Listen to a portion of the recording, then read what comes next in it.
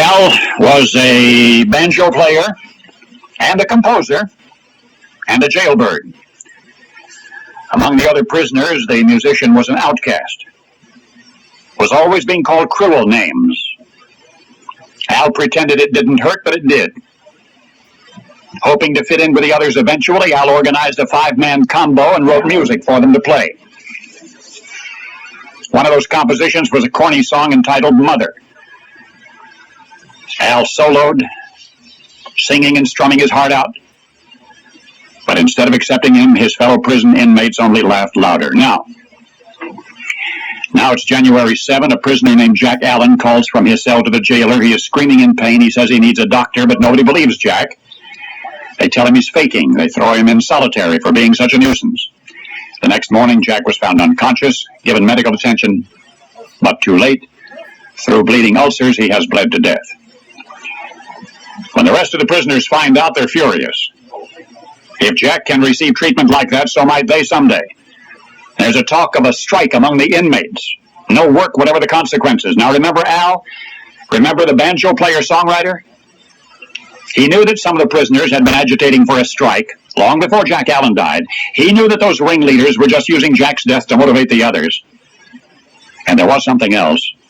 Were he to strike with the rest of the prisoners, he'd ruin his good behavior record, maybe even get sent to solitary. No way would he risk that. So Al refused to strike. And thus began the longest night in Al's life.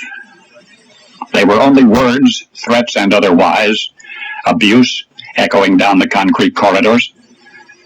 The words came one at a time, and yet like the Chinese torturers' drops of water falling one after the other, the hateful words fell with increasing pain into Al's ears, and after an hour or so the threats grew uglier.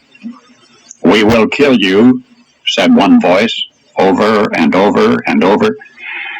"We'll get your wife and son too," said another voice, and the hours crawled on.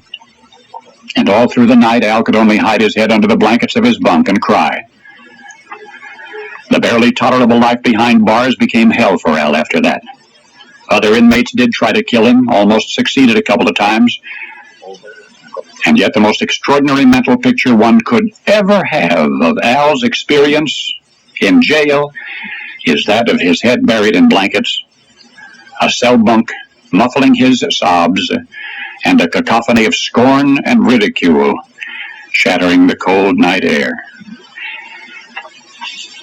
Poets often speak of how hard and far the mighty fall, and yet how eloquently that one scene tells the tale of a man who once held a whole city in his grasp, and who held the whole national world of crime in his clutches, only to finish his career begging for acceptance and plucking a banjo in an Alcatraz band and smothering his tears in a blanket. The world remembers him as crime boss Al Capone, only now you know the rest of the story.